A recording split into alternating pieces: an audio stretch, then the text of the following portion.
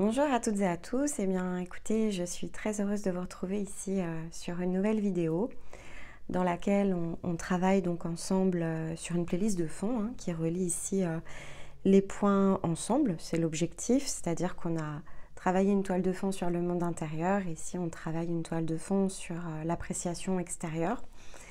Comment ici faire justement bouger les lignes de notre expression, comment la manifester auprès des autres, bien sûr, en étant juste par rapport ici à notre monde intérieur. Comment aborder en fait ici plus largement le monde, c'est l'objet bien sûr ici de ces vidéos que l'on produit donc ensemble un dimanche sur deux. Donc jusqu'à ce qu'on y éclusé ici ce grand thème que représente l'emprise, on va donc naviguer dans différents angles, différents aspects. Et puis, dès lors qu'on passera ici à une autre forme, dans le sens ici d'un thème, on viendra évidemment ici poser un point de conclusion. Et donc, on va profiter ici de l'énergie des Gémeaux, qui est une énergie extrêmement relationnelle, pour justement entrer dans le sujet de l'appréciation relationnelle. Donc, il y a forcément ici plus d'une vidéo qui va venir s'y rattacher.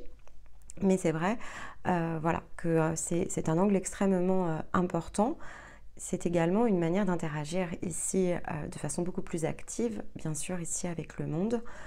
Donc on va prendre le temps de détailler les choses les unes après les autres. C'est vraiment ici que l'on souhaite pouvoir ensemble travailler. Il n'y a pas de vérité, c'est toujours important de le rappeler.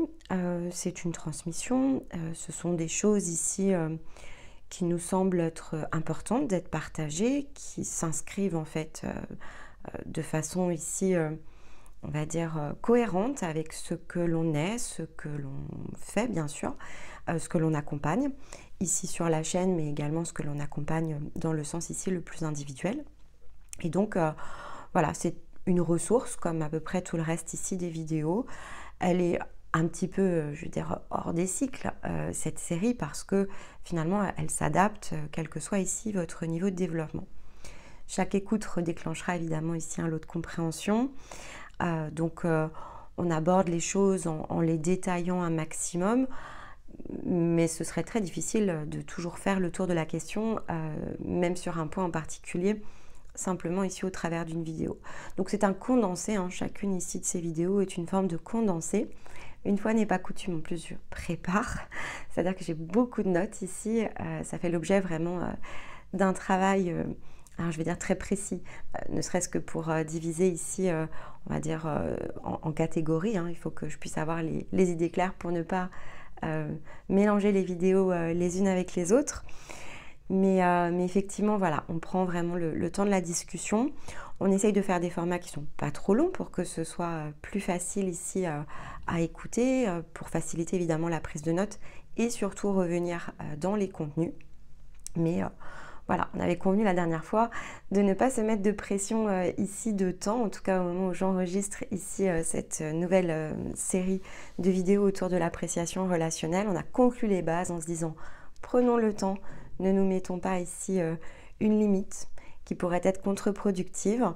Certaines seront peut-être plus courtes que d'autres plus longues. Ce qui est important, c'est que voilà, le thème que l'on cherche ici à approcher sur un dimanche soit complet à la sortie ici de la vidéo. Voilà, et puis donc toujours cette interaction dans les questions, dans les commentaires. Le débat, c'est la clé. Vous l'avez entendu dans les bases. Cultiver la pensée, cultiver la réflexion, c'est se cultiver aussi. Donc, même si ce n'est pas généraliste ou universaliste, si vous préférez, c'est important de pouvoir avoir une base de discussion. Et c'est vrai que ça part forcément ici d'une forme d'exposé, c'est-à-dire que si on n'ouvre pas le thème, il n'y a pas réellement de débat. Donc, interagissez bien sûr ici dans les vidéos. Comme on les a toutes enregistrées en série, c'est compliqué de répondre, on va dire, d'une vidéo à l'autre, mais on verra voilà, comment ici synthétiser tout ça pour éventuellement s'en inspirer aussi pour de futures vidéos. Mais je vous propose ici de fait de démarrer, donc je vous retrouve dans quelques secondes pour aborder le thème du jour. Alors, donc cette semaine, on va poursuivre cette conversation autour effectivement de l'appréciation relationnelle. Et donc, pour pouvoir travailler un peu plus en profondeur, c'était essentiel de passer par le développement de l'enfant, puisque c'est le principe même en fait ici de la construction dans son sens le plus physique. Donc on a pu le voir, un enfant va passer évidemment ici dans la conscience de l'environnement avant même de passer ici par lui-même, parce que évidemment, par définition, il a besoin dans son développement de pouvoir alterner au travers ici de la zone entre intérieur et extérieur en s'appuyant sur son instinct de percevoir le monde. Et donc on revient bien dans cette logique, hein, c'est le côté très mécanique que l'on déconstruit ensuite, hein, quand on travaille évidemment ici sur soi, on déconstruit cette zone-là, mais qui au départ nous a évidemment échappé. On s'est construit autour de ce qui était disponible. Et donc cette notion de disponibilité, elle est quand même assez essentielle parce que ça conduit évidemment l'idée que la matière crée de façon assez mécanique cette emprise. Donc même si on ne le désire pas, et je pense que profondément au fond de nous, si ce travail sur soi est aussi important, c'est parce que ça ne correspond pas à nos désirs. Et donc il y a ce moment, ce fameux moment du court-circuit qui nous y conduit. Ça sous-entend aussi que de façon mécanique, on peut limiter bien sûr ici cette emprise, notamment pour les plus jeunes. Donc ça donne des pistes, ça donne forcément des clés de réflexion, parce que ces reflets ici que vont représenter la matière dérivent l'être évidemment de lui-même, et la notion de construction s'opposant à la déconstruction, c'est-à-dire que ce sont deux points différents. Si l'on se déconstruit, c'est parce que l'on s'est construit, et parallèlement, ce que l'on construit potentiellement devra conduire une déconstruction, puisque comme effectivement ces deux formules ne sont finalement que sur un même axe, et bien tant qu'on ne trouve pas le point ici au centre, se posera toujours la question de ce sur quoi finalement ici on se fonde. Et donc aussi bien dans la réflexion que dans la zone ici la plus émotionnelle, il y a une forme de fondement, et tant qu'on ne met pas ici le doigt dessus, eh bien de façon inconsciente, on va passer dans ces stades de construction. Parce que finalement cette transmission, elle est quand même présente au plus jeune âge, et qu'on le veuille ou non, la parentalité, même si en étant conscient de soi, on va bouger nos appuis sur la parentalité, à moins d'être pleinement nous-mêmes, eh bien, il y a toujours une forme d'influence, alors qui est plus ou moins grande. Elle est extrêmement grande ici quand on est soi-même inconscient de notre propre être.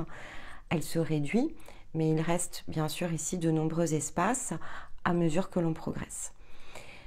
Et il n'y a pas de gravité en soi, c'est vraiment important. Je voulais revenir ici sur ce message. C'est pas grave en soi.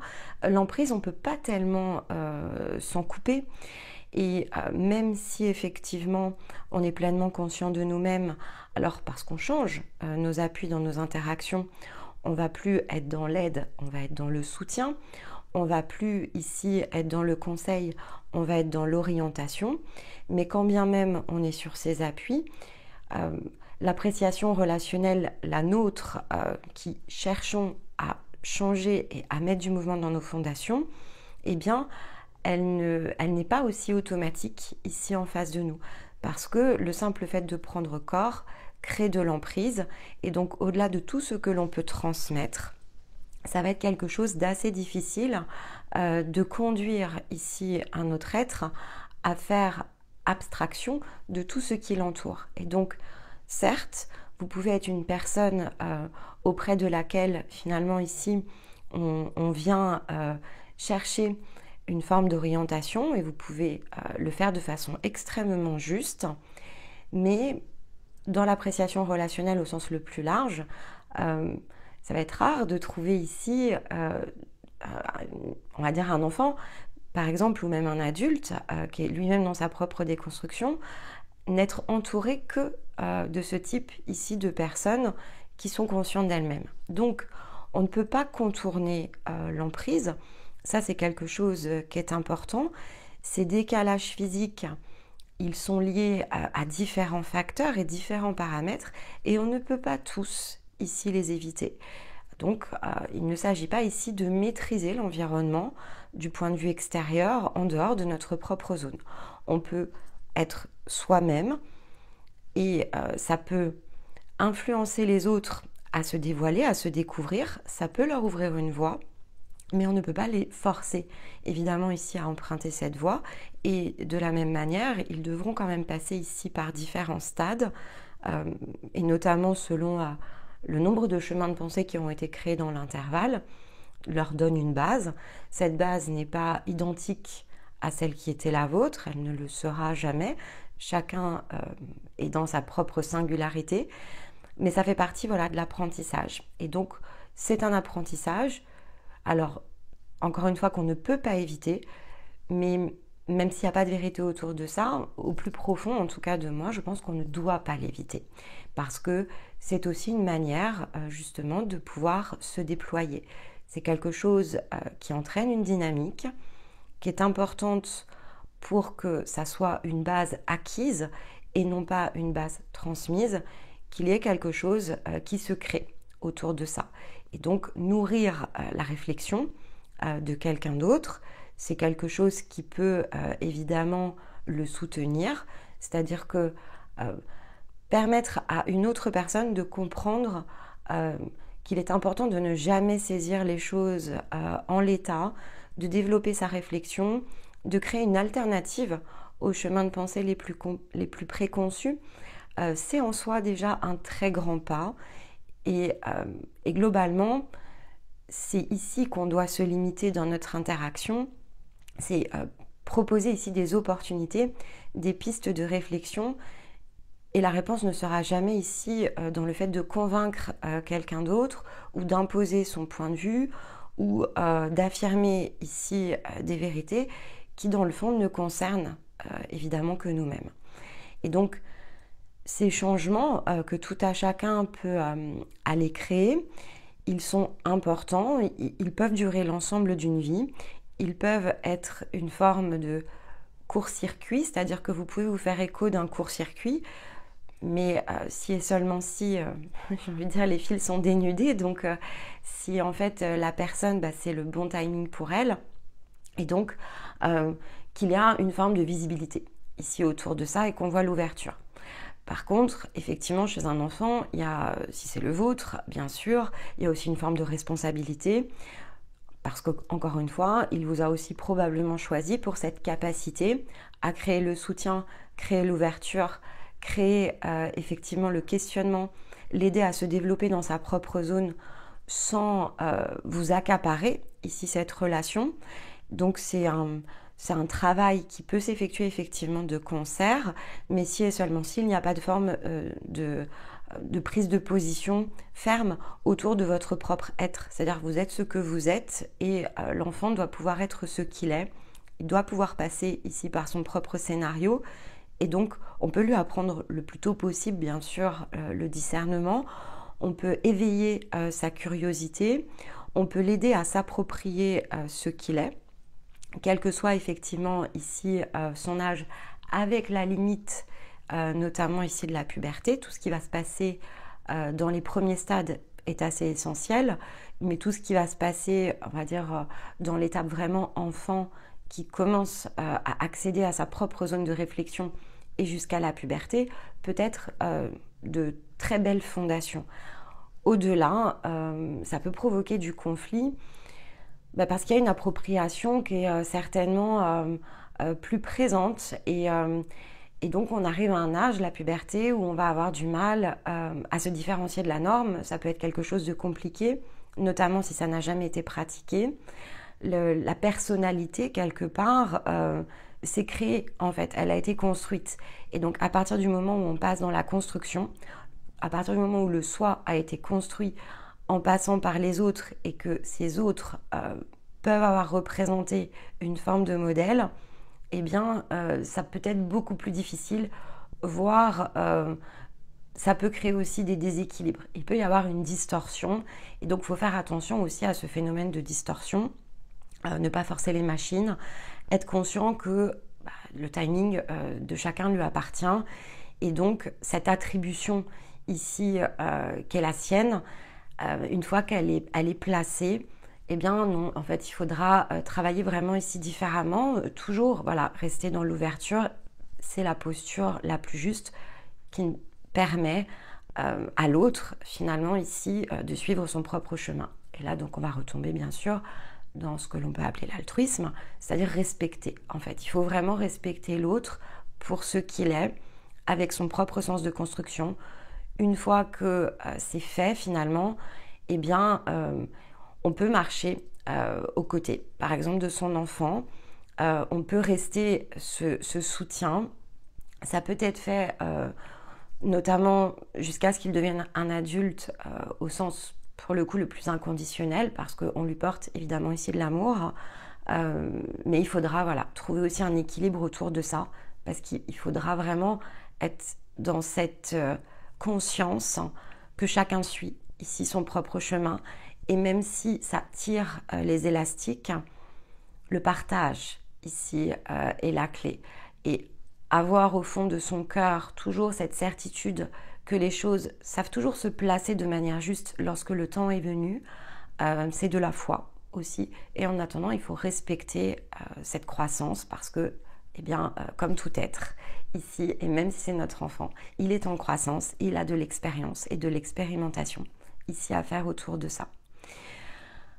Mais donc pour revenir à la construction, les changements de l'enfant, là où ils sont intéressants, donc pas dans le sens de l'intervention, mais plutôt dans le sens de l'observation, c'est qu'en fait, comprendre le développement de l'enfant nous permet vraiment de comprendre les constructions.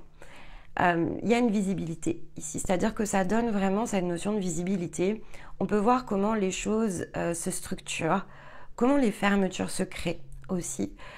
Et donc, c'est vraiment un angle qui permet de comprendre le monde, de l'aborder avec les yeux de l'amour, parce que notamment si c'est votre enfant, vous aurez forcément les yeux de l'amour. Et donc, il y aura cette capacité de n'être ni dans le jugement, ni dans le non-jugement. On est à l'extérieur de cette zone. Parce que dans l'appréciation relationnelle, donc autre que celle-ci, eh bien, il est facile effectivement d'être dans le jugement ou d'essayer, de tenter, mais en fait ce n'est qu'un point opposé, d'être dans le non-jugement et donc de s'efforcer envers et contre tout d'exclure des paramètres qui finalement ne correspondraient pas à ce que l'on cherche à obtenir. Donc juger, c'est plutôt mettre à distance, c'est plutôt rejeter en fait quelque part, c'est plutôt se dire bon ben voilà, là-dessus j'ai une opinion dans laquelle effectivement, alors ce n'est pas nécessairement que je rejette l'autre, mais je rejette sa façon ici de penser, d'être, de se comporter. Et donc, je vais avoir une évaluation ici autour de ça. Le non-jugement, c'est le fait de ne pas considérer l'ensemble de ces paramètres. Donc, c'est exclure vraiment ici des zones dans mon analyse parce que je ne veux pas regarder. Parce que dans tous les cas, ça reste une énergie ici au sens plus large de jugement, hein, que ce soit une facette ou une autre, c'est un même prisme. J'évalue une situation et je suis en contradiction ici avec cette situation. C'est-à-dire que je vais estimer les décalages, je vais percevoir les déséquilibres, mais je vais... oui, c'est vraiment le fait d'être dans l'évaluation. Et cette évaluation, elle est forcément partiale. On peut s'efforcer d'être impartial, et ça c'est le non-jugement, mais enfin c'est un effort ici que l'on met, et c'est pas une réalité. On va utiliser notre tête et pas notre cœur pour vraiment se dire bon bah ça je veux pas le voir en fait, et consciemment ou inconsciemment. Je veux ressentir autre chose, parce que c'est ça aussi que ça donne comme information. Si je vois les choses dans leur ensemble, je vais forcément être en contradiction. Et quand je me place dans le non-jugement, c'est que je ne souhaite pas l'être, en fait. Mais donc, c'est animé par un souhait. Donc, quelque chose qui est plutôt pieux, je vous l'accorde, mais qui reste une forme ici de division. Donc, observer l'enfant nous place à l'extérieur de ça. C'est l'avantage. C'est-à-dire que peu importe ce que fait notre enfant, il y aura toujours une part de nous qui dira « bah oui, mais c'est quand même mon enfant ». Donc, il y a quelque chose qui facilite la compréhension. C'est pas une réalité non plus, parce que si on le regarde dans le rôle de l'enfant, non plus dans le stade de l'enfant, donc il y a un statut ici autour de ça, il y a un état et il y a un statut. Il y a un état parce que effectivement, est-ce qu'il est toujours dans l'état de l'enfant ou est-ce qu'il est adulte? Donc l'enfance est un état, c'est un passage avec un début et une fin, c'est un cycle. Passé un certain âge, je ne suis plus un enfant, je suis un adulte. Et entre les deux, je suis un adolescent, donc ni un enfant ni un adulte en devenir et un enfant que je quitte. Donc ça relève ici effectivement d'un état. Et dans cet état, forcément, il y a des paramètres, et notamment des paramètres physiques qui doivent être considérés. On a notamment, comme on l'avait vu, les hormones qui travaillent. Et donc ces hormones, elles nous influencent ici dans le sens du corps. Elles influencent notre comportement, elles influencent nos réactions. Et donc ça, effectivement, cet état, il est important parce qu'on ne peut pas considérer les situations sans considérer l'état. Donc c'est pour ça qu'on est passé vraiment dans le détail dans le développement de l'enfant. Et ensuite, il y a le statut. C'est-à-dire que le statut va représenter un rôle, une étiquette. Donc oui, en termes de statut, votre enfant sera toujours votre enfant. Mais par contre, il y a une différence entre statut et état. Et il faut faire la différence entre statut et état. Parce que si effectivement, vous observez le comportement de l'enfant à partir non pas de l'état mais du statut, eh bien, il y a de nombreux paramètres ici que vous allez exclure et donc vous ne regarderez pas les choses telles qu'elles sont. Et si vous voulez soutenir et orienter au titre du fait que c'est votre enfant, statut, eh bien, vous ne pouvez pas ignorer l'état dans lequel ici il est. Sinon, vous n'allez pas pouvoir soutenir et vous n'allez pas pouvoir orienter. Vous allez conseiller et vous allez aider. Et vous allez, de fait, ici, complètement dégrader finalement votre relationnel et votre appréciation relationnelle, en fait, elle est faussée. Vous considérez plus le sens de la construction. Vous cherchez, de fait, pas non plus à déconstruire. On crée ici des fixités. Et donc, on va créer des schémas de pensée autour de ça. Et les statuts, finalement, ont également de l'emprise ici sur vous. L'état peut en avoir, mais l'état, en fait, est provisoire. Alors que le statut, il peut être potentiellement permanent. Et tant qu'on joue dans les étiquettes, on joue dans les miroirs. Et donc, pour observer effectivement le comportement le plus naturel, eh bien, si on considère l'état, eh bien là, effectivement, ça peut être des zones d'information qui sont vraiment très intéressantes parce que c'est aussi ce qui crée le soi dans le sens parentalité, j'entends, en passant par les autres, c'est les autres avec un grand A, donc quel que soit ici leur état et quel que soit évidemment leur statut. Donc plus vous êtes dans cette différence entre état et statut, et plus finalement dans le décryptage, parce qu'on se construit en passant par les autres, et bien dans le décryptage de votre propre construction, vous allez avoir la possibilité de saisir des informations. Donc lorsque l'on marche ici aux côtés de notre enfant, il y a forcément, lorsqu'il est dans l'état d'enfant, il y a forcément des choses qui nous renvoient à notre propre état d'enfant. Et ça fait émerger des informations sur notre propre construction. La manière dont on a été étiqueté sur nos attributs, qui représentent ici par exemple le caractère, et donc qui évidemment ont permis de développer une personnalité, un personnage.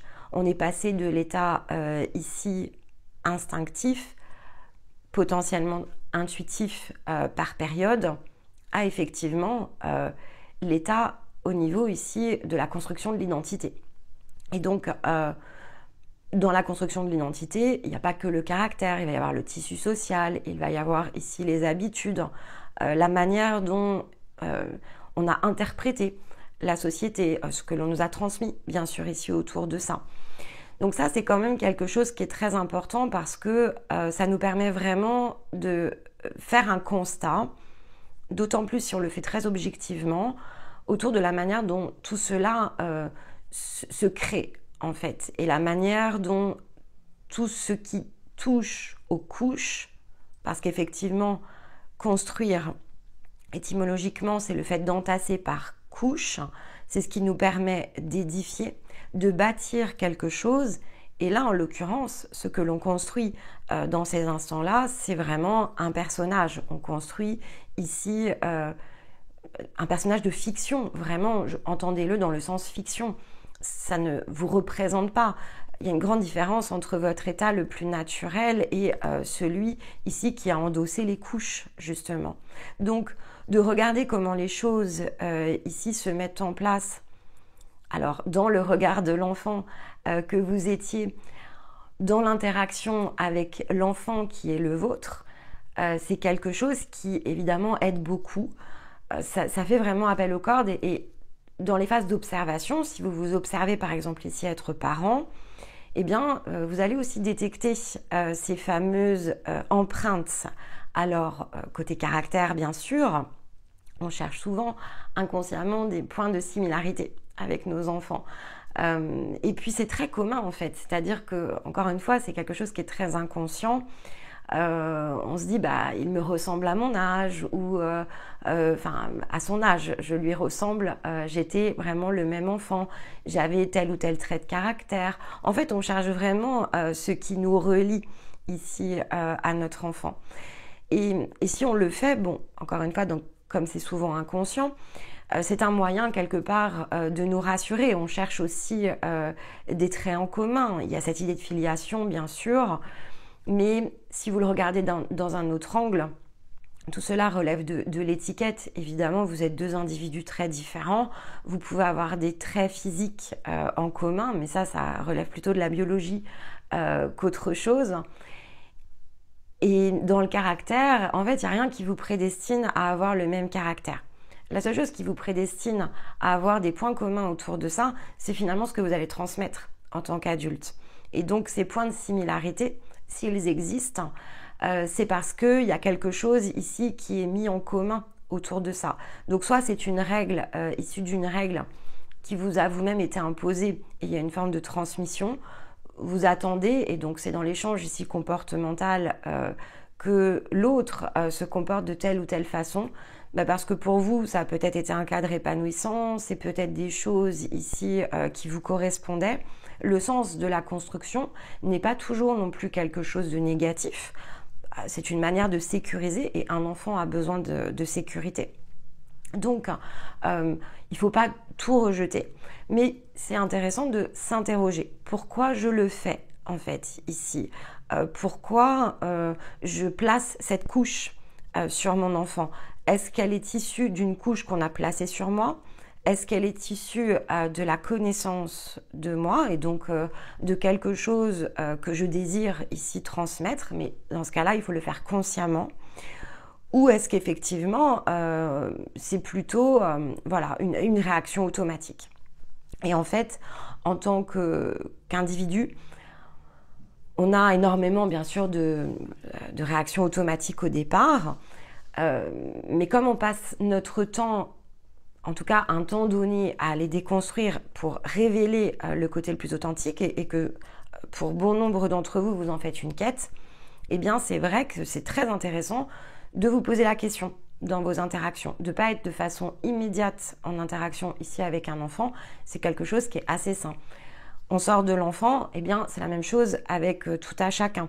C'est juste qu'avec l'enfant, il y a un lien qui évidemment, encore une fois, ce lien qui est vraiment différent et surtout quand il est en plein développement, cette croissance, c'est pas qu'elle est à préserver, mais c'est qu'elle peut être ici amplificatrice de ce qu'il saura ensuite déployer à l'âge adulte. Et s'il est déjà adulte, vous réanalysez de fait ce que vous avez mis en place dans le passé, avec toujours le discernement qu'il faut garder en tête. C'est qu'en fait, il y a toujours deux points de vue, parce qu'il y a ce que vous vous imaginez, en fait, le passé n'existe déjà plus, donc les souvenirs, ils sont quand même... c'est difficile d'utiliser ces souvenirs de la sorte, d'une part parce qu'on était placé dans le jeu, donc il y a forcément une perspective qui n'est pas celle de la personne qui a reçu. Et donc, si vous le faites de cette manière-là, il faudra vraiment discerner. C'est-à-dire qu'il faudra vous observer sous différents angles et défiltrer pour que l'appréciation de la situation soit la plus neutre possible. Et on n'aura pas la tendance, en fait, ici à le faire. Voilà, nos souvenirs ne sont pas toujours nos souvenirs, sont pas toujours une réalité. Il y a plein de choses que l'on a oubliées, bien sûr. Et puis, il y a plein de choses qui est resté présent. Mais il y a une forme de manipulation autour ici du passé. Donc, comme on s'est construit un personnage et qu'on s'est plongé dans un film, eh bien, on a joué en fait. Donc, c'est important de garder cette idée de jeu. Si on veut l'utiliser, c'est une base. Ça peut être intéressant, mais dans ce cas-là, il faudra défiltrer le jeu. Et donc, observer son histoire personnelle, c'est ça aussi. C'est savoir se sortir de ce que l'on s'est raconté au profit de ce qui s'est réellement réalisé. Donc, si vous êtes sorti de cette partie-là, normalement, l'analyse de vos échanges, de vos interactions passées avec qui que ce soit, mais y compris avec l'enfant, eh bien, sont déjà plus neutres. Le sont-elles complètement? Vous avez la méthode pour les neutraliser, justement, pour les faire revenir vraiment à un point d'équilibre. Donc, il faudra vous faire confiance. Et si ce n'est pas le cas, eh bien, il faudra prendre en compte cette information. Voilà, on a pas mal de critères et beaucoup d'influence. Il y a de l'emprise qui est vraiment venue se coller ici dans notre personnage. Et donc, ces scènes, on peut les rejouer à l'infini. Mais si on n'est pas prêt, justement, de ne plus les jouer, c'est-à-dire de les regarder plutôt comme le spectateur, c'est difficile d'en tirer quelque chose et de tirer notamment de la croissance autour de ça.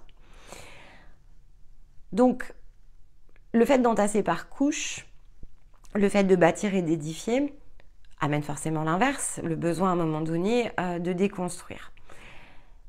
Au-delà de ces interactions qui sont des interactions de proximité, qu'on ira notamment visiter pour les interactions, on va dire, les plus proches dans l'épisode du cancer, parce que ça fait partie ici de la toile du cancer. Il faut comprendre que de toute façon, il y a tout l'effet amplificateur ici de l'environnement. C'est pour ça que je vous disais, quand bien même vous êtes vous-même et vous avez un jeune enfant et vous avez les outils, vous avez les mécanismes, en fait, vous ne pouvez pas le couper du monde. Donc, et ça vaut pour tout le monde. Même si, effectivement, vous êtes dans des relationnels de proximité où il y a du partage, par exemple, eh bien, ça ne veut pas dire qu'il n'y a pas d'autres zones d'influence qui vont vous échapper. Donc, les situations, à part vous-même, vous ne pourrez pas maîtriser ces choses-là.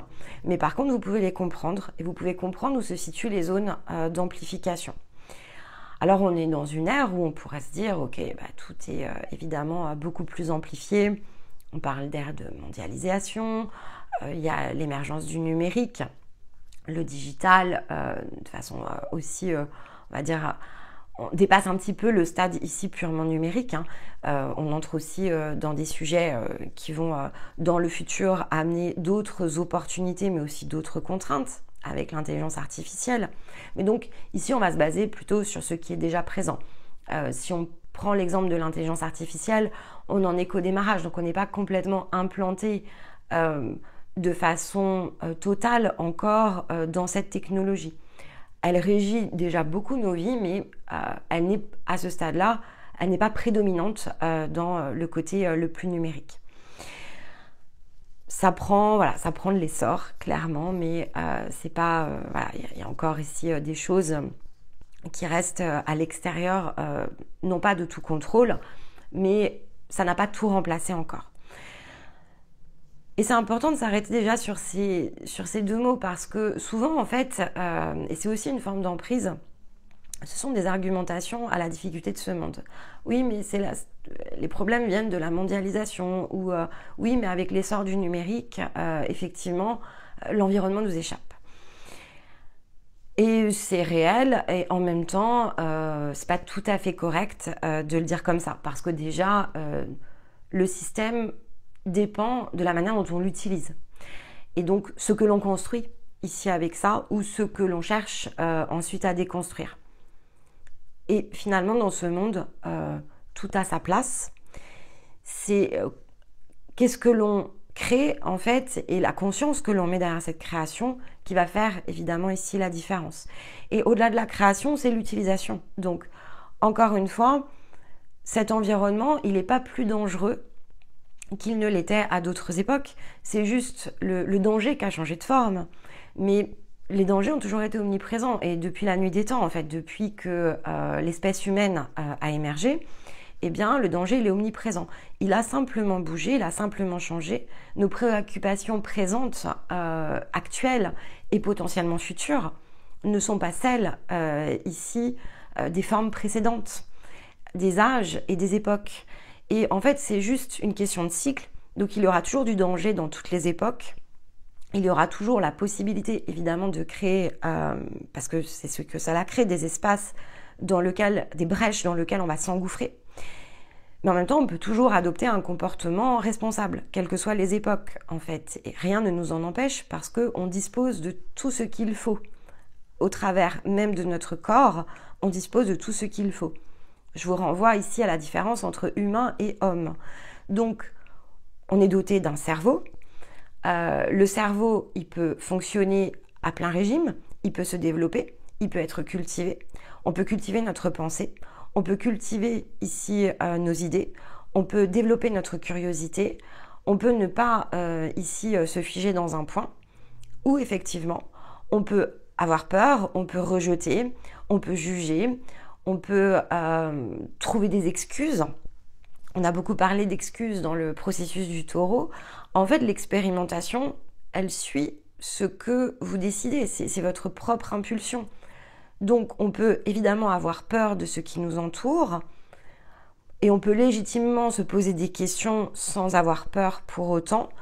On peut légitimement se dire, bon, est-ce que c'est compliqué le fait d'être soi au milieu de tout un environnement qui dérive?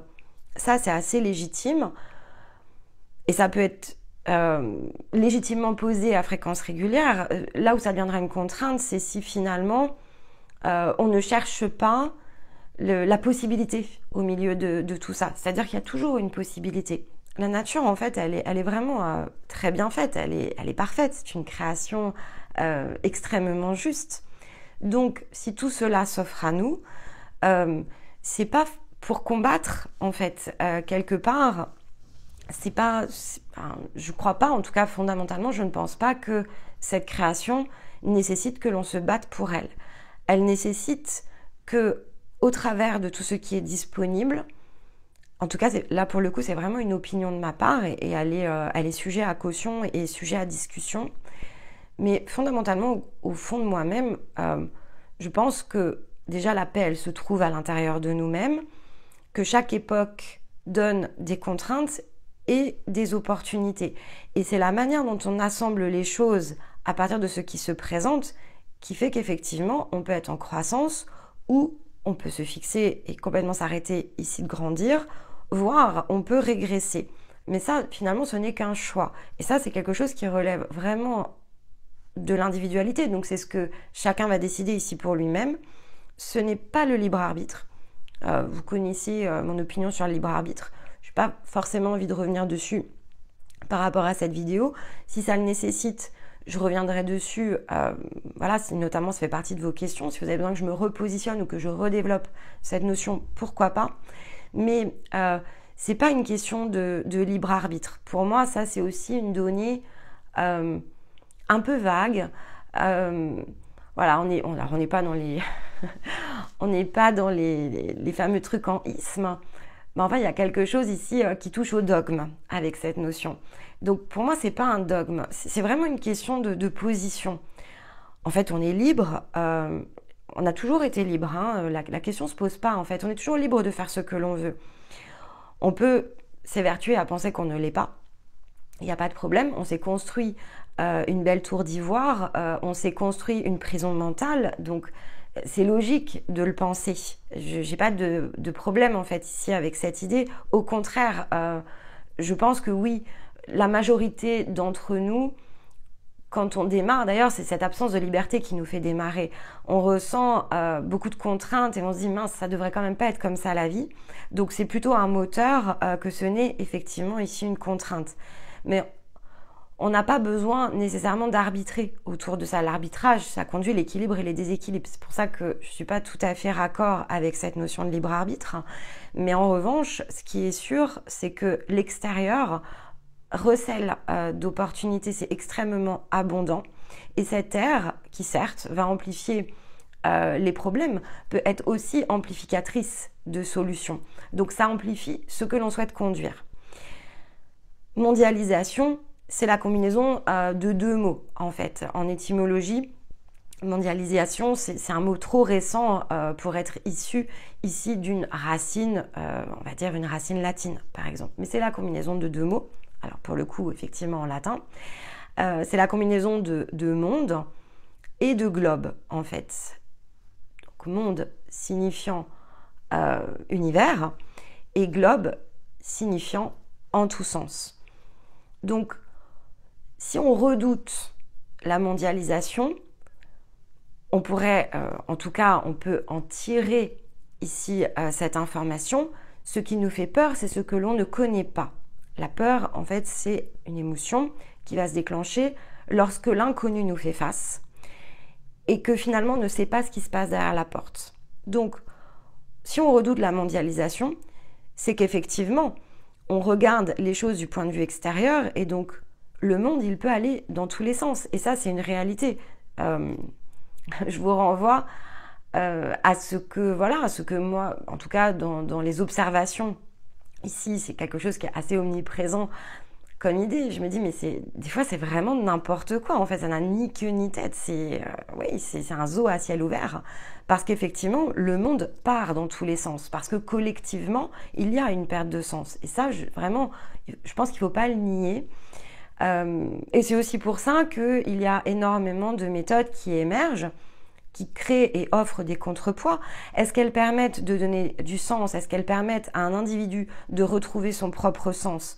J'en suis pas convaincue, mais je le souhaite, bien sûr je le souhaite. J'en suis pas convaincue parce qu'à ce stade, finalement, je n'ai pas vu la portée de ce que ça a permis de mettre en place sur le plan, non pas collectif, mais rien que sur le plan individuel. Alors, tant qu'effectivement, je ne tomberai pas sur quelqu'un qui, en suivant ici d'autres chemins, arriverait à un même résultat, eh bien, à ce stade-là, je ne peux pas dire que ça existe. Ça ne veut pas dire que ça n'existe pas, ça veut juste dire que je ne l'ai pas encore rencontré. Mais donc, pour moi, ce qui est créé à ce stade fait vraiment partir les choses dans tous les sens. Que ce soit dans ce qui est inconscient, donc alors là, c'est une amplification de tous les sens, hein, mais également pour celles et ceux qui souhaitent devenir conscients d'eux-mêmes. Je trouve que ça part aussi dans tous les sens, et pas dans le sens ici de la personne. C'est quelque chose qui est tout autant collectif, et donc qui n'aide pas à aller chercher cette clé en fait qui manque pour que le monde ait un sens, donc que la mondialisation soit vraiment quelque chose que vous puissiez vous approprier. Il faut que ça parte de vous-même en fait. Il faut que vous puissiez vous approprier votre propre monde et votre propre sens, et que mondialisation de fait ait du sens pour vous-même. En attendant, bah oui, si c'est observé que sur le plan ici le plus collectif, ça facilite bien sûr ici l'emprise, ça amplifie la confusion, on voit le monde de façon extrêmement filtrée, autour aussi de ce qu'on veut bien nous montrer, hein. Il y a ça aussi qu'il est important de considérer.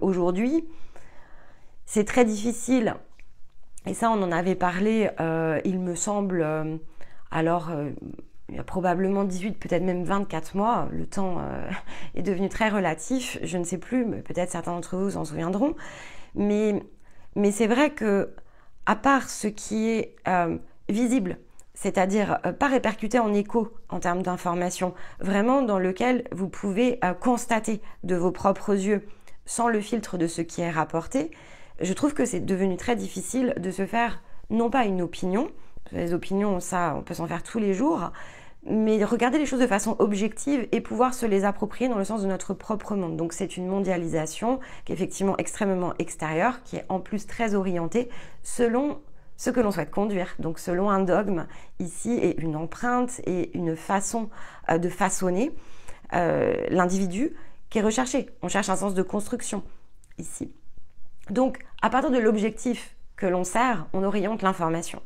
Et quand on la regarde de manière filtrée, que ce soit effectivement par un média ou un autre, donc là ça fait le point avec le numérique, eh bien effectivement le numérique dont la définition est la science et technologie de l'information et de la communication, eh bien elle va amplifier ce que l'on veut bien nous montrer. Et tout ce que l'on ne veut pas nous montrer, eh bien, est ignoré. Et on ne peut pas prendre en compte ici ces paramètres. Donc, on ne peut pas dire que collectivement le monde va bien ou va mal. En fait, l'information est orientée pour nous dire que cela va mal. Alors, pour nous faire peur et pour nous mettre beaucoup d'inconnus. Et le numérique, dont la racine, effectivement, donne numéro, c'est relatif à tout ce qui est nombre. Donc, pour que l'on puisse réellement constater le monde, il faudrait que l'on y ait accès pleinement sans les filtres. Et c'est très difficile.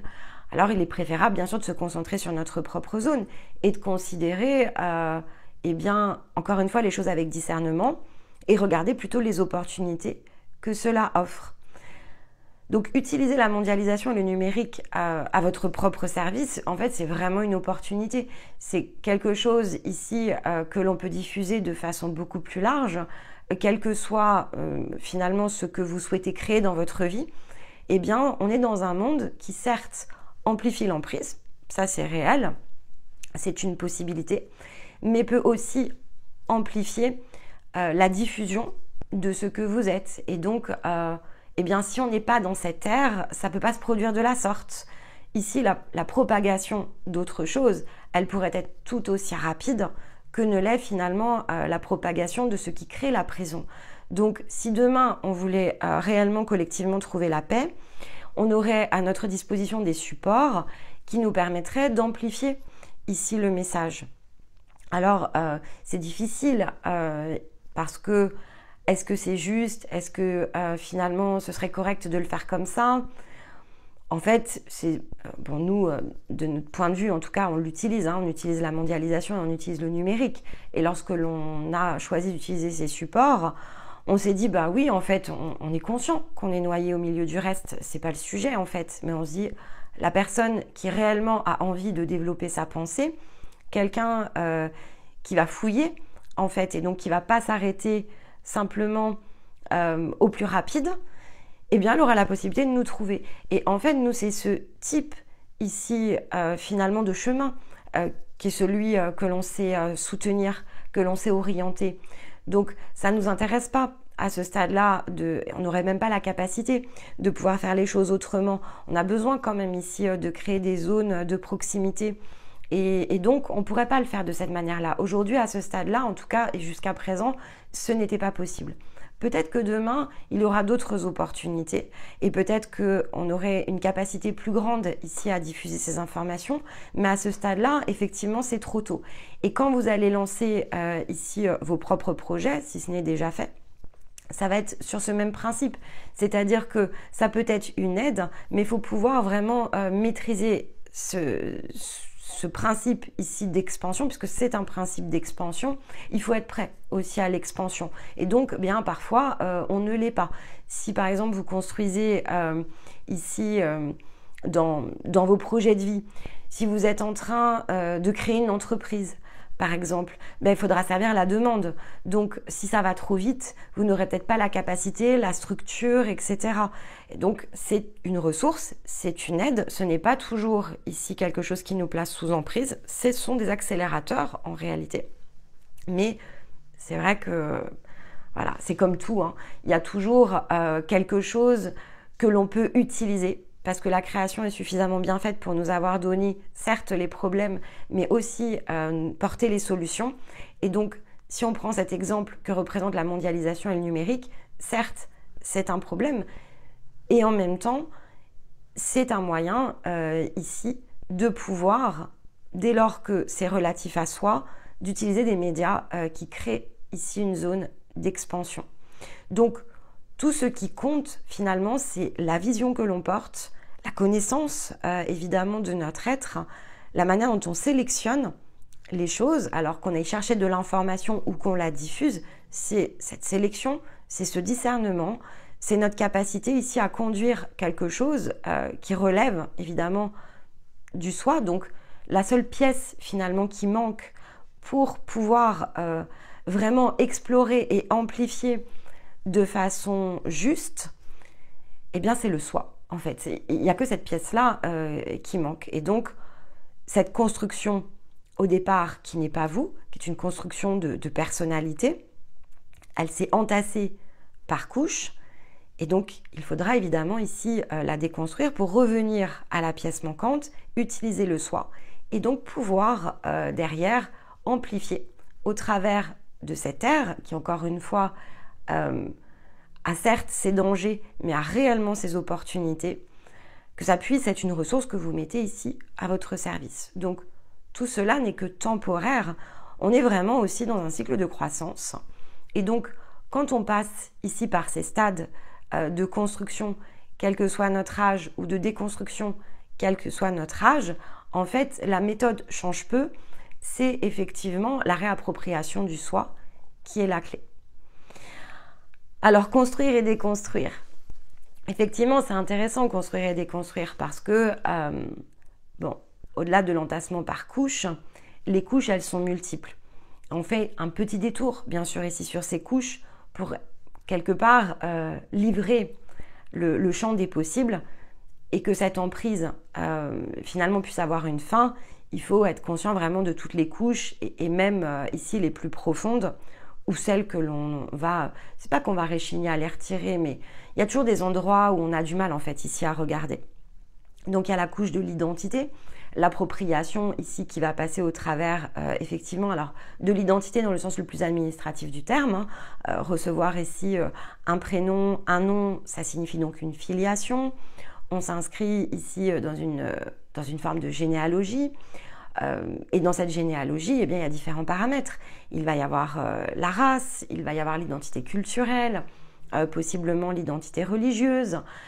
Il y a toute une série d'associations qui n'est pas simplement purement administrative, mais qui effectivement va toucher tout le package qui va aller ici avec le côté filiation.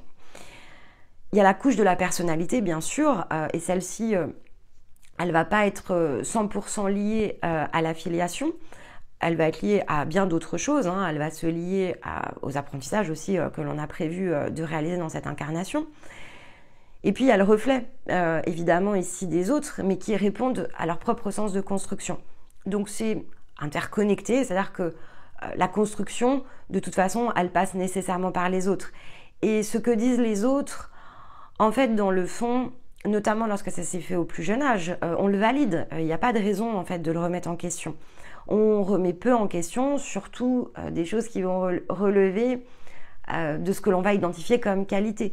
C'est pour ça que je vous disais, c'est compliqué parce que, évidemment, si on vous a toujours donné l'étiquette du méchant de l'histoire, bon, j'ai envie de dire, de regarder pourquoi on vous a donné cette étiquette, vous allez l'accueillir, probablement même vous le cherchez, et c'est peut-être un des paramètres de votre court-circuit.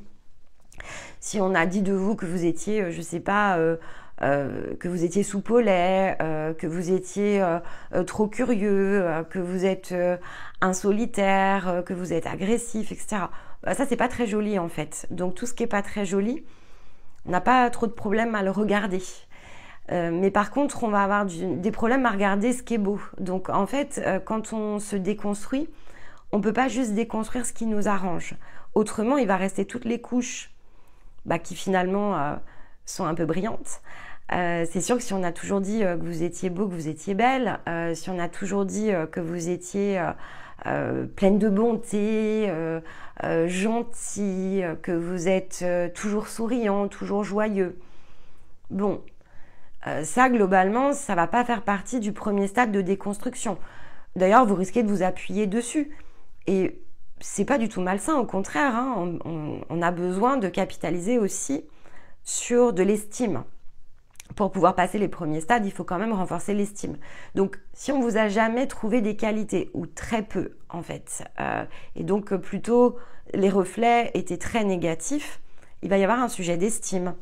Si par contre, effectivement, bon, c'était peut-être plutôt équilibré, ou si ça touche certains relationnels et pas d'autres, eh bien, cette estime, elle va avoir bougé dans les angles. Peut-être que pour votre famille, vous avez toujours été la personne la plus extraordinaire, mais dès que vous vous retrouvez ici dans une situation de relation affective, bah là, bizarrement, on ne vous trouve pas extraordinaire. Donc ça va créer des décalages, des distorsions et une incompréhension. Et on va avoir une perte d'estime dans les relations affectives, alors que finalement, peut-être que la source, elle est plutôt dans la construction familiale. Donc ça crée effectivement ici beaucoup de reflets. Mais c'est vrai que le fait d'entasser par couches ne peut pas... on ne peut pas se garder des couches d'isolant.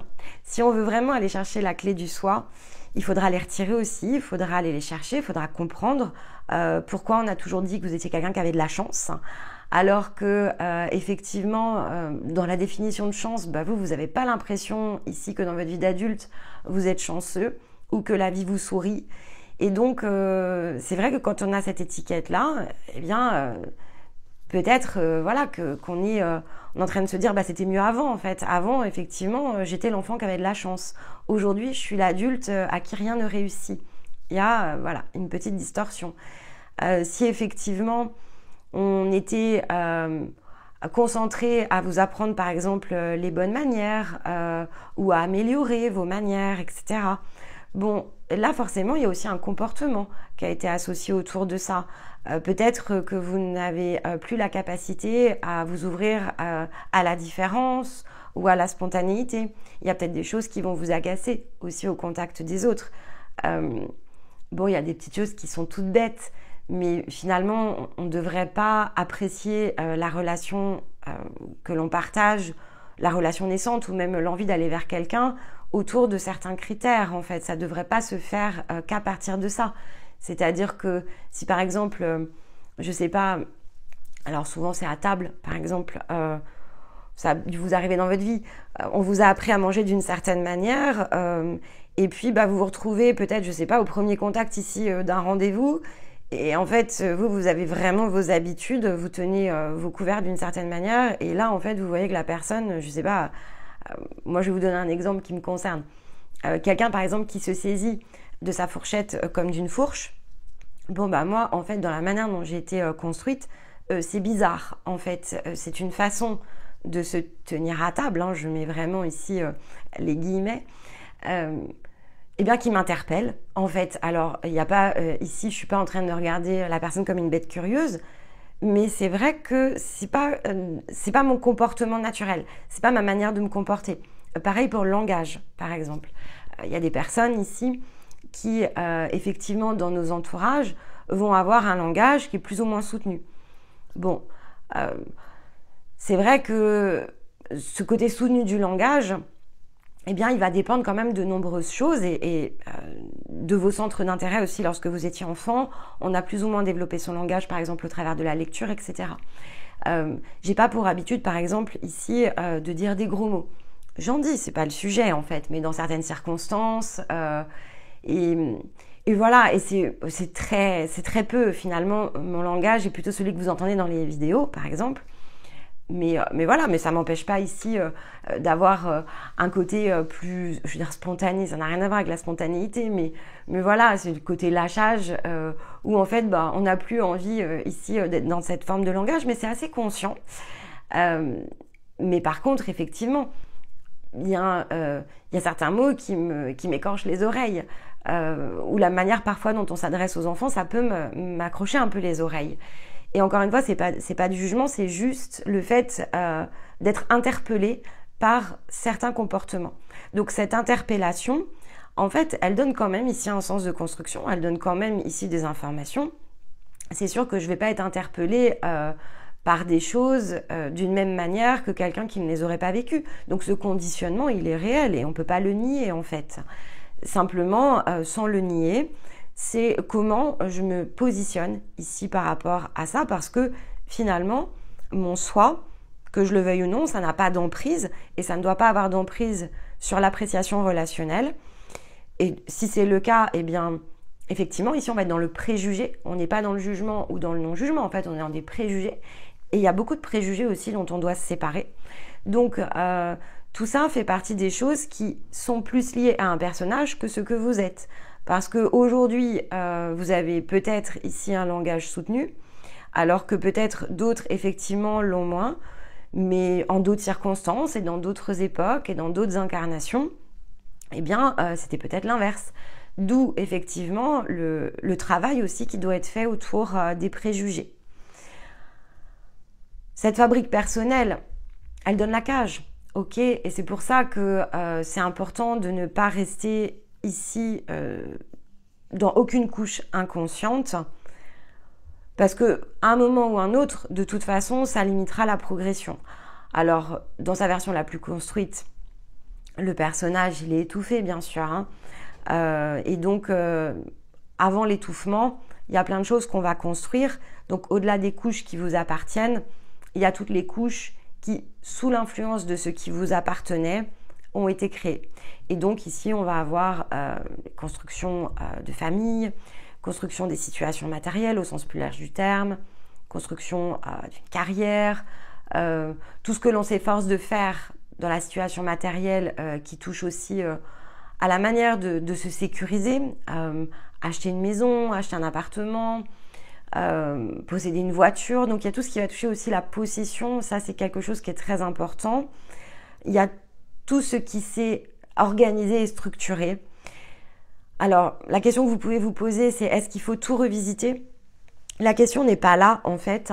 Alors en théorie oui, c'est-à-dire qu'en théorie il faudra, si vous voulez vraiment faire preuve de discernement jusqu'au bout, c'est bien de remettre en question tout ce que vous avez fait avant certaines prises de conscience et de vous réinterroger après coup en fait. Ok, alors est-ce que ça c'est inutile? Est-ce que ça c'était dans mon personnage? Est-ce que je dois laisser ces choses-là? Et donc là on revient vraiment dans cette idée qui était présente évidemment dans l'expérimentation. En fait, les problèmes ont toujours leur solution, elles ne sont pas multiples. Ici, les choses, les dynamiques relationnelles, elles fonctionnent de la même manière. Je constate quelque chose, c'est un problème. Soit effectivement, je comprends différemment ce qui peut créer de l'acceptation. Donc en fait, d'accord, j'avais peut-être un point de vue biaisé, je sors d'un préjugé et en fait, finalement, il n'y a pas de problème, donc j'accepte totalement ici les choses. Ou non, au contraire, j'avais accepté jusqu'à présent. En fait, là, ce truc-là revient. Eh bien, je vais essayer d'adapter, donc il y a possiblement un changement que je peux réaliser. Si c'est pas le cas, en fait, si je peux pas le changer, bien il y a un moment donné où je vais devoir prendre une décision. Il y a quelque chose ici à couper. Je dois arrêter, en fait, ici quelque chose.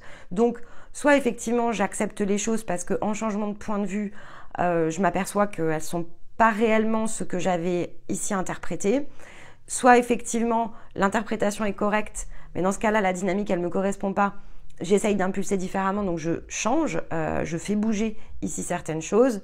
Ou eh bien j'ai testé le changement, ça ne fonctionne toujours pas pour moi, eh bien il y aura toujours cette troisième solution de l'arrêt en fait ici de la situation, de l'arrêt de la dynamique. J'alimente plus, je termine en fait ici quelque chose. Et donc ça, évidemment, ce sont les étapes de la déconstruction. C'est-à-dire que je prends conscience de ce qui a été construit et ensuite je structure et j'organise la déconstruction à partir ici de ces trois solutions qui assortissent tous les problèmes ici du monde. Le fait de pouvoir les accepter parce que finalement ça n'en était pas un. Le fait de changer parce que oui, ça ne me convient pas, mais j'ai toujours la possibilité de faire un mouvement, donc je peux adapter. Et si ce mouvement effectivement ne me correspond toujours pas, eh bien j'ai la possibilité tout simplement ici de l'arrêter. Et ça c'est très important parce que effectivement, il y a on ne peut pas aborder la construction si on ne distingue pas les choses, donc toujours dans la distinction de ce qu'on a déjà vu dans les vidéos précédentes, hein, donc on va additionner ici une nouvelle distinction à faire. Dans la définition de humain, on avait cette définition de la structuration autour de civilisé. Et civilisé, en fait, c'est quelque chose que l'on regarde et que l'on utilise dans l'angle de l'homme et non pas ici de l'humain.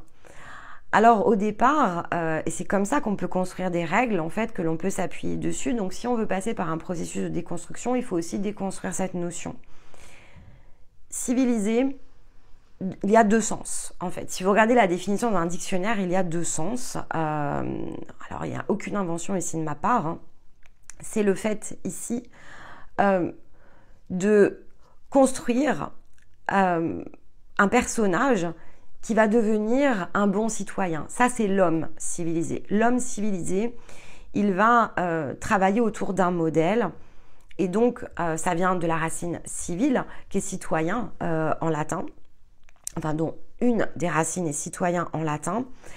Et donc, eh bien, on va être un bon citoyen, formaté, en fait, ici. On construit à partir de ce formatage. Et ça, c'est une des définitions, mais c'est celle de l'homme, en fait. Donc, c'est vraiment celle du personnage. Si on veut être un humain civilisé, donc je vous rappelle la définition, humain, espèce humaine, hein, donc dans son principe, dans sa nature, c'est le fait d'être bienveillant, civilisé et cultivé. Donc, on doit passer par la compréhension, la différence entre l'homme civilisé et l'humain civilisé en tant que principe, espèce ou en tant qu'application.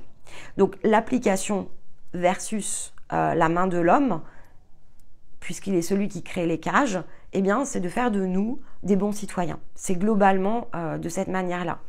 Et c'est vrai quelles que soient les sociétés. Donc ça c'est aussi important. C'est simplement que en Occident, par exemple, on a une définition du bon citoyen. Et il y a un cadre autour de ça. Bon, on voit cette amplification aujourd'hui avec ce qu'on appelle la bien-pensance. Et donc, il y a beaucoup de choses qui s'opposent autour de ça, bien sûr, ça c'est une certitude. Mais dans cette époque, en tout cas, cette époque la plus actuelle, ça s'est construit autour de ça. Ce qu'est un bon citoyen, et il y a tous les ismes qui sont venus ici s'accrocher. Donc, dès lors que quelque chose sort du bon citoyen, on a un isme qui vient corriger en fait. Donc, on vient rajouter ici une nouvelle contrainte à la règle. Mais peu importe, on en fera un débat à part entière. Point de vue de l'espèce. Qu'est-ce que ça veut dire? Donc, il y a un autre sens, bien sûr. Un humain civilisé au sens nature, espèce. Et l'humain n'est pas la seule nature civilisée en tant qu'espèce. Globalement, toutes les espèces sont des espèces civilisées parce que ça signifie le fait de transmettre pour faire bénéficier l'autre de ce qui a avancé, ce que l'on a fait progresser en tant qu'espèce. Donc c'est la transmission d'une génération à une autre de ce qui a progressé. Pas dans le sens des cages construites par l'homme en fait, il est là le dérivatif, dans le sens de ce que l'espèce a acquis. C'est plutôt biologique, d'ailleurs c'est plutôt génétique, on transmet notre patrimoine génétique en tant qu'espèce, c'est pour ça que je vous dis que le côté civilisé en fait il appartient à toutes les espèces, il n'est pas le propre ici de l'humain. Et effectivement, cette transmission, elle peut se faire aussi parce qu'en tant qu'humain, on a le langage. Donc, elle peut se faire évidemment ici par le langage. Mais tout dépend de ce que l'on transmet. L'humain, ici, n'est pas l'homme. L'homme va avoir tendance à enseigner. Il ne sait pas transmettre, il enseigne.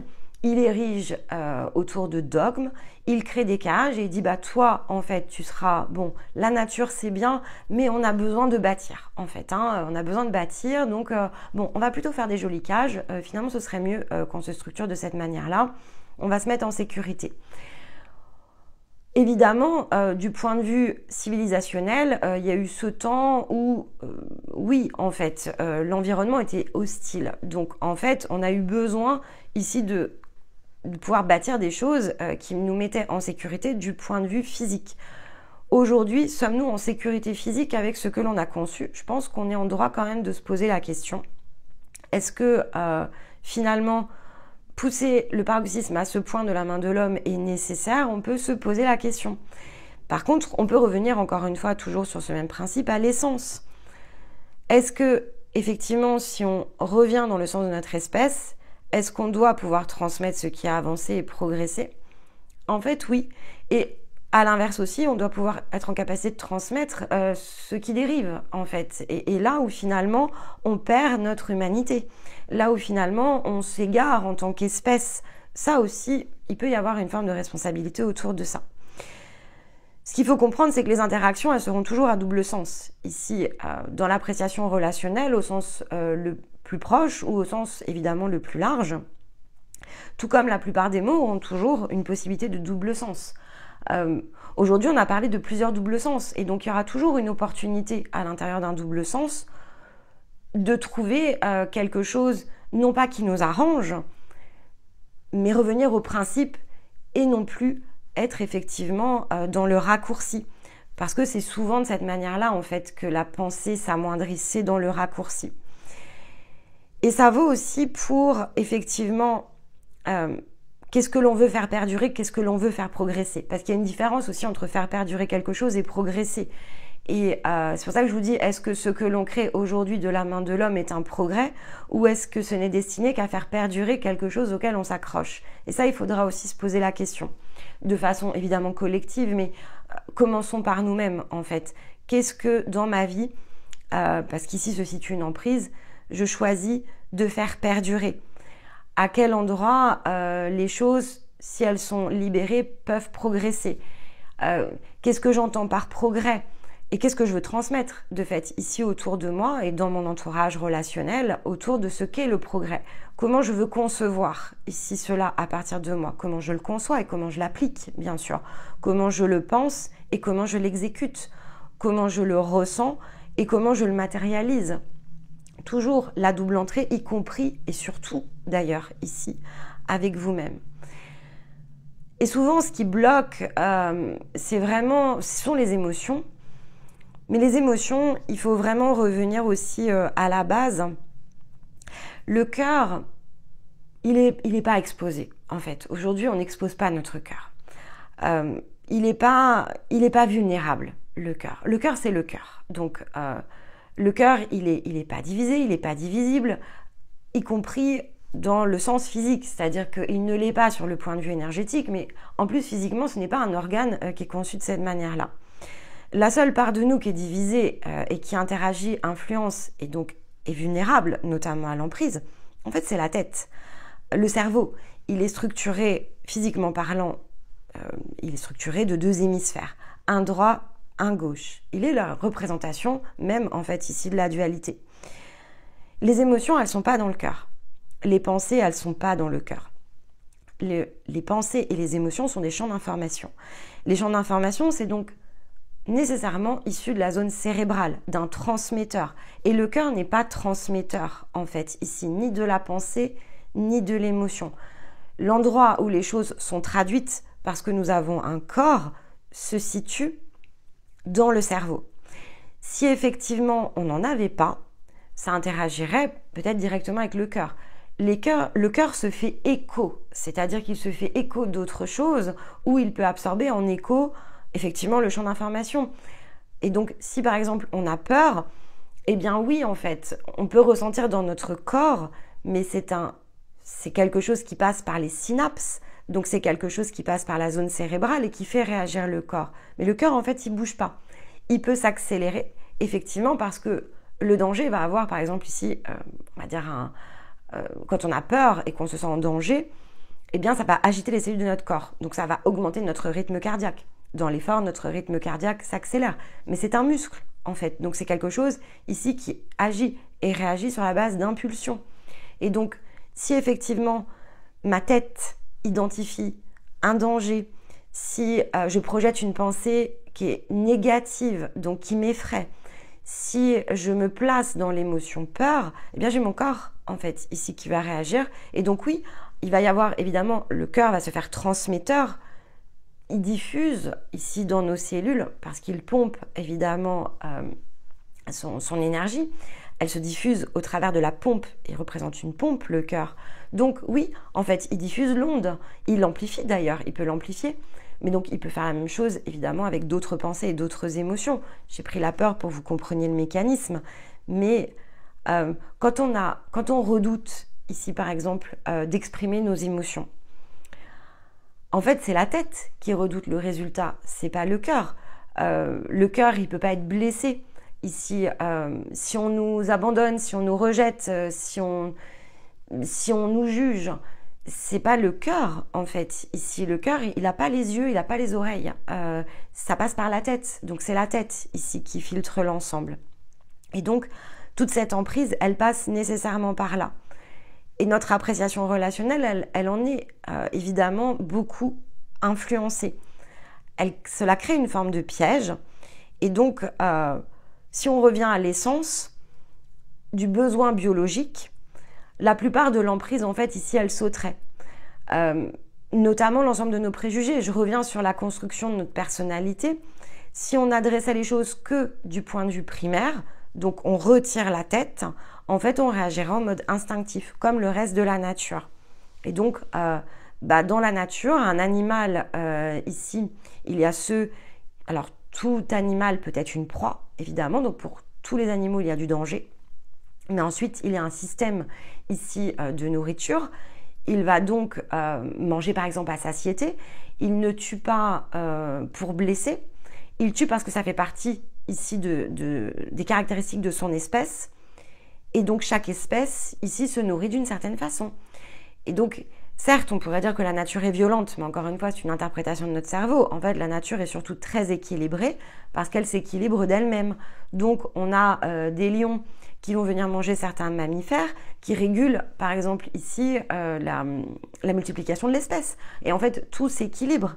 Alors évidemment, l'intervention de l'homme et non pas de l'humain peut créer des déséquilibres, mais parce que c'est l'homme, en fait, ici, qui projette, qui choisit et qui s'identifie des tas de besoins qui ne sont pas primaires, en fait. Et donc, on cherche ici à répondre à un environnement, une perception, bien sûr, ici, de cet environnement.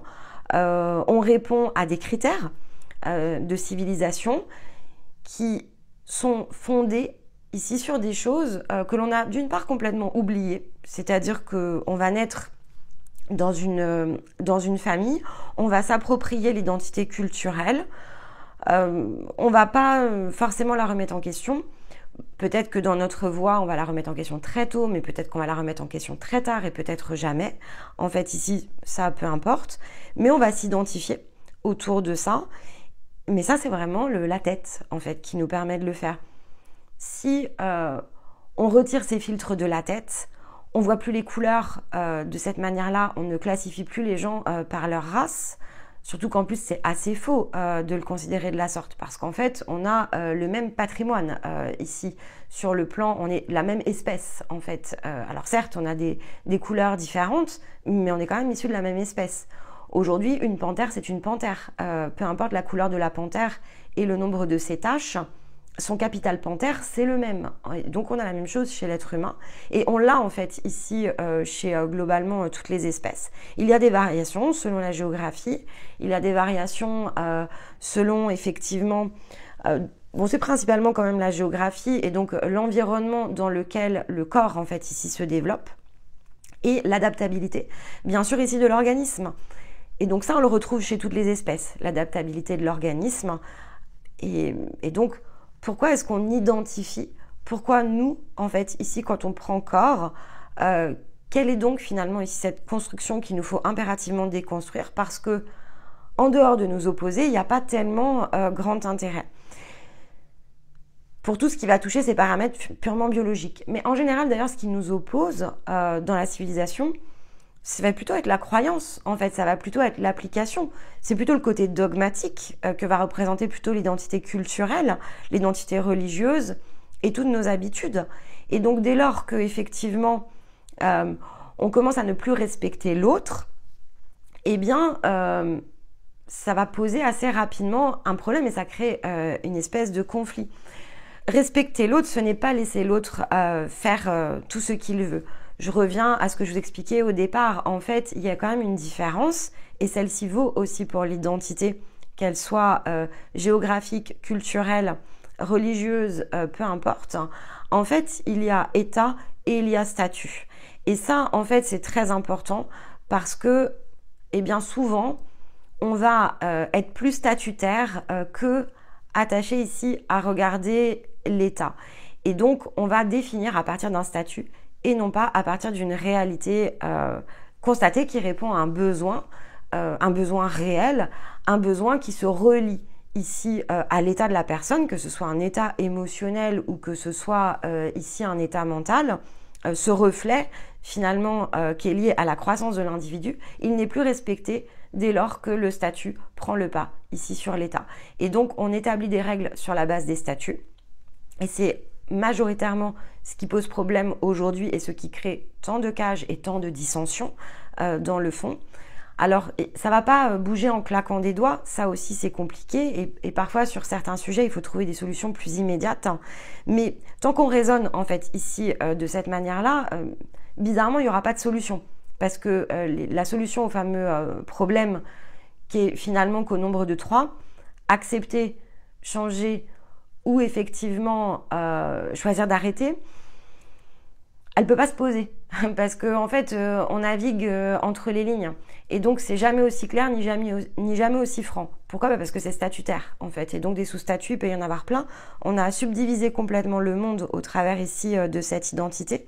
Le principe même de la civilisation, dans l'angle ici de l'homme et non pas de l'espèce, subdivisionne. Donc, ça devient effectivement tellement fragmenté que de retrouver l'unité sur le plan collectif prendra forcément du temps et va nécessiter des prises de conscience qui sont très nombreuses. Alors, avant que tout cela se crée, sur le plan le plus global, eh bien, il faut déjà que ça commence évidemment sur le plan individuel. Et je crois que plus nous serons nombreux ici à ne plus être fragmentés dans le sens individuel, à apprécier l'extérieur et notamment le relationnel d'une autre manière, et plus rapidement, j'imagine, on trouvera des solutions à notre portée, encore une fois.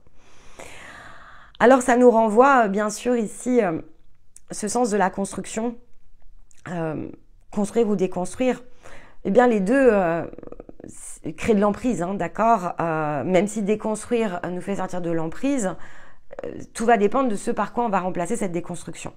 Donc c'est important d'être dans la conscience ici de la justesse en tout cas de ce qu'il nous faut faire.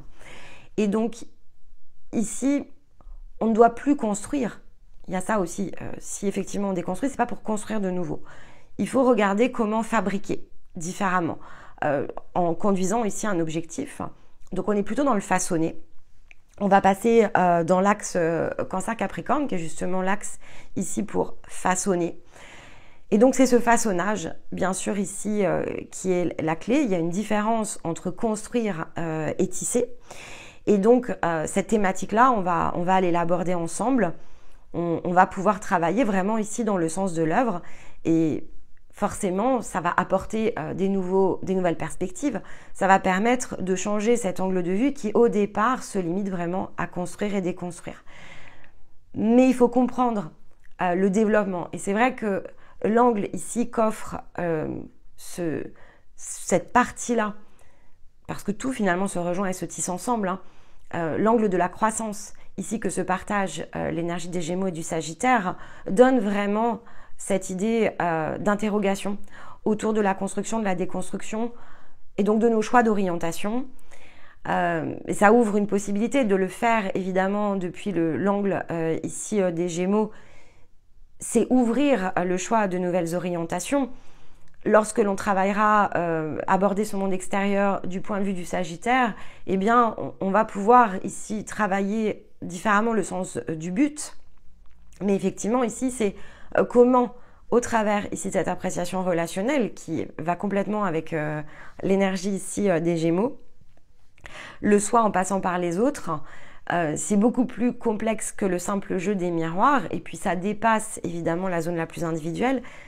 Mais ça commence par le fait d'aborder aussi ce regard extérieur sur ses fondations, en fait, parce qu'elle dépasse notre simple individu. Et si on veut pouvoir aborder les choses différemment, en sortant bien sûr de nos préjugés, eh bien ça va passer par nos propres déconstructions et ensuite une prise de conscience autour de ce qui peut remplacer pour non plus construire et figer les choses. On passe pas d'un préjugé à un autre ou on passe pas effectivement d'une identité à une autre. C'est comment rester soi et comment tisser ici à partir de soi. Et ça, c'est vrai que ça va être le job évidemment ici de l'axe Cancer-Capricorne. Et le cancer aura forcément ici un point de vue complémentaire à ces vidéos qui viendra renforcer cette appréciation ici du monde extérieur. On va continuer dans notre série. On continue ici dans le sens de l'emprise. Mais j'espère voilà, que ces 2 vidéos ici qui touchent à l'appréciation relationnelle auront su poser les nouvelles bases. À défaut de pouvoir être activable immédiatement, en tout cas que ça aura nourri ici vos réflexions pour que vous puissiez bouger vos propres lignes et développer vos propres vérités autour de ça. Il n'y en a pas, et ce sont des sujets, enfin dans cette vidéo il n'y en a pas, ce sont des sujets qui sont vraiment délicats.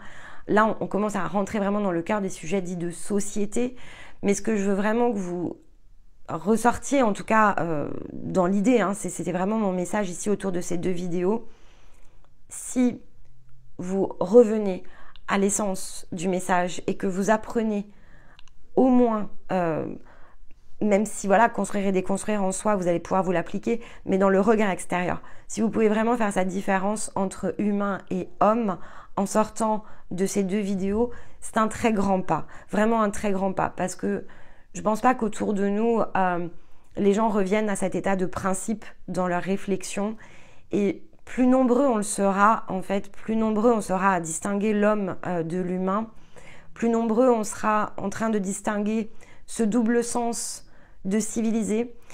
On est vraiment dans l'opposition entre civilisé et civilisé, parce que ce ne sont pas dans les mêmes attributs. Eh bien, il y a une porte qui s'ouvre ici sur le monde avec cette compréhension. Voilà, une zone non pas de déconstruction ou de construction, mais quelque chose de différent peut venir ici se tisser et se tisser aussi au travers de notre cœur. Donc je pense que voilà, c'est quelque chose d'important et j'espère en tout cas avoir réussi à transmettre le message de la plus juste des manières. J'aurais pu le faire probablement ici différemment, mais je l'ai fait avec ma propre énergie et j'espère voilà, que ça saura ici nourrir et alimenter vos réflexions dans la période à venir. Mais je vous laisserai évidemment ici le dire en commentaire. Donc moi je vous retrouve pour continuer la série dans 15 jours. Et puis d'ici là, il y a évidemment des vidéos sur la chaîne. Mais dans l'intervalle, je vous embrasse et je vous dis à plus tard. Bye bye.